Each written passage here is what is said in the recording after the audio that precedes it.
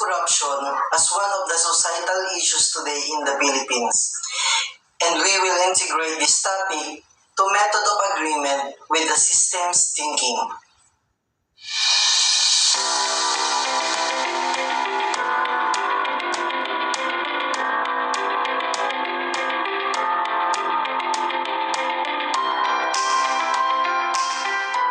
The method of agreement is a logical reasoning technique used to identify causes by noting that a common factor is present in all instances where the effect occurs.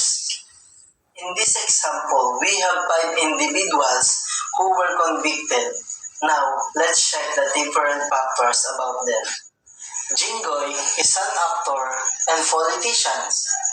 Erap is an actor, mayor, president, and politicians. Rufy is a mayor and politician. Ruben is a representative and politician. And Ampatuan Jr. is a mayor and politician. So as you see, there is a factor or a category wherein they are all the same. And that is, they are all politicians.